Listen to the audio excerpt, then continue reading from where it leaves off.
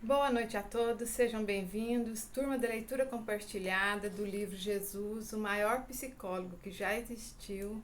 Estamos continuando hoje o capítulo 8 com o tema A cura acontece de dentro para fora.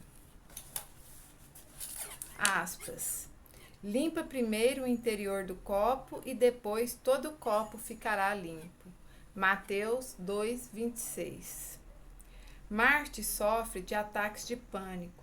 Quando o ataque é violento, ela acha que está tendo um ataque do coração e que vai morrer. O coração dispara, ela não consegue respirar, começa a suar profundamente e seus joelhos ficam fracos. Marty tenta controlar os ataques de pânico, mas sem sucesso. A caminho do meu consultório, ela repete para si mesma que não vai deixar que isso aconteça de novo, mas acaba inevitavelmente pegando um sinal vermelho, caindo em uma pista sem saída ou levando uma cortada de outro motorista.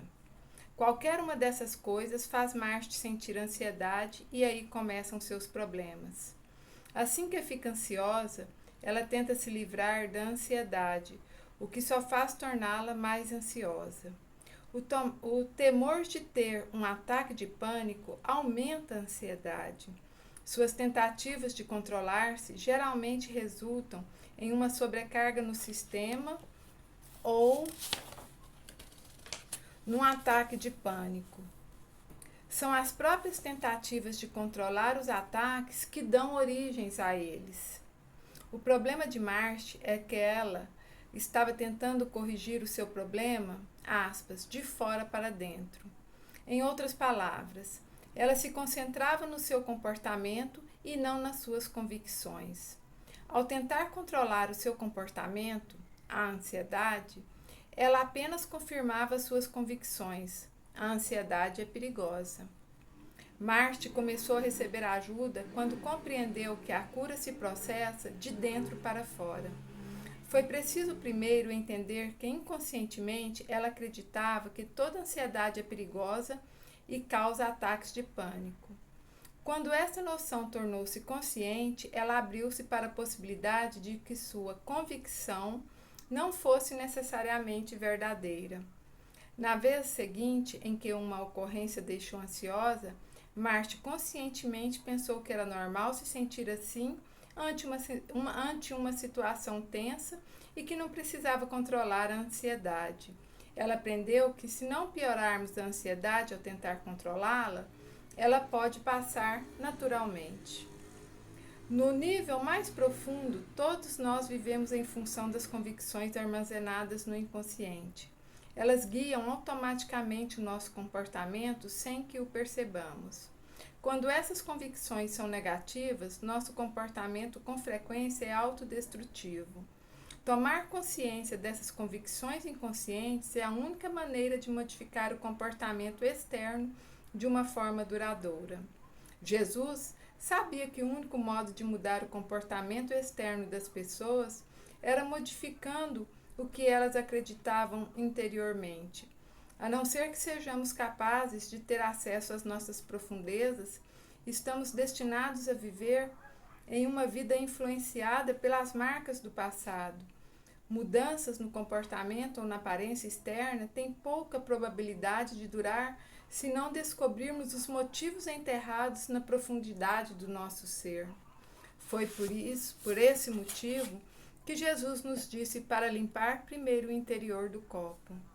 Princípio espiritual: a mudança duradoura acontece de dentro para fora. Tema: o que não sabemos pode nos ferir. Aspas. Todo reino dividido contra si mesmo será destruído, e toda cidade ou família dividida contra si mesmo não subsistirá. Mateus 12:25. Darlene veio fazer terapia para trabalhar os seus relacionamentos com os homens. Ela desejava ardentemente encontrar um companheiro para poder se casar e ter filhos. Mas apesar de estar no meio da casa dos 30, nunca tiveram um envolvimento romântico com um homem. Aspas, meu maior problema, confessou-me ela, é que eu me acho feia. Fiquei um pouco surpreso com a declaração de Darlene, pois eu a considerava uma moça atraente e sempre preocupada com a própria aparência. Ela passou a descrever o seu doloroso constrangimento na presença de homens e os sentimentos embaraçosos com os quais tinha que lidar sempre que pensava em se envolver romanticamente. Eu sei que não sou burra e que às vezes a minha conversa é interessante, mas não consigo deixar de pensar que qualquer homem por quem eu pudesse me interessar me acharia fisicamente repulsiva. Tenho certeza de que deve haver algum cara que tenha vontade de fazer sexo comigo, mas acho que nenhum homem que eu considere realmente atraente também se sentiria atraído por mim. Darlene cresceu com um pai que dificultava a sua vida. Ela nunca sabia o que esperar quando voltava para casa depois da escola. O pai era geralmente rude e agressivo com Darlene e com a mãe dela quando bebia, o que frequentemente fazia a adolescente ter vontade de se tornar invisível.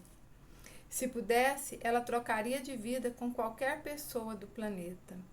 Infelizmente, a mãe de Darlene pouco podia ajudá-la. Era uma mulher passiva e incapaz de controlar o marido ou de proteger a filha das explosões dele. Darlene vacilava entre esperar que um dia seu pai notasse que ela era uma boa pessoa e parasse de maltratá-la e desejar que ele morresse. Nenhuma dessas duas esperanças, no entanto, fazia Darlene sentir-se bem a respeito de si mesma. Esse processo desenvolveu nela a convicção inconsciente de que o pai não a valorizava o suficiente para mudar de comportamento. E ela começou a sentir ódio dele. Este ódio do pai, o desejo que ele morresse, davam-lhe a impressão de ser uma pessoa feia por dentro. Darlene estava envolvida num conflito entre suas convicções inconscientes a respeito de si mesma e sua vida consciente do dia a dia. Inconscientemente, ela acreditava que era uma pessoa feia que não valia grande coisa, embora conscientemente soubesse que a sua vida agora era diferente. Somente quando se deu conta de que se achava feia por causa do ódio que sentia pelo pai, é que Darlene conseguiu ver-se tal como mulher atraente que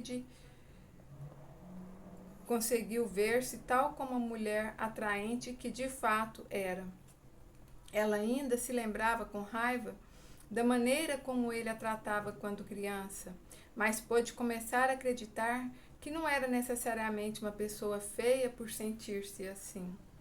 Estamos continuamente transferindo as nossas convicções inconscientes, baseadas nas experiências passadas, para o mundo que nos cerca hoje, observando constantemente o presente através do filtro inconsciente do nosso passado. Geralmente, não sabemos que estamos fazendo isso, porque o fazemos automaticamente.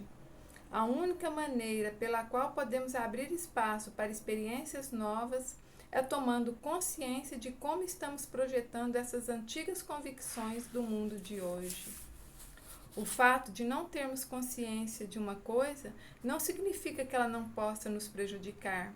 Nossa realidade atual nos diz uma coisa, mas as nossas convicções inconscientes nos dizem outra. Infelizmente, o inconsciente geralmente sai vencedor. Esta é frequentemente a origem dos problemas psicológicos da nossa vida, que podem ter consequências perniciosas. Jesus exortou-nos a ser mais conscientes. Esta consciência é a solução para resolver uma família dividida. Quando acreditamos inconscientemente em uma coisa que está em conflito com o que pensamos conscientemente, travamos uma batalha com nós mesmos e ficamos, divididos. Jesus quer que tomemos consciência das convicções que nos dividem para sermos inteiros. Princípio espiritual, não podemos vencer uma luta contra nós mesmos. Assim é. Gratidão, boa noite.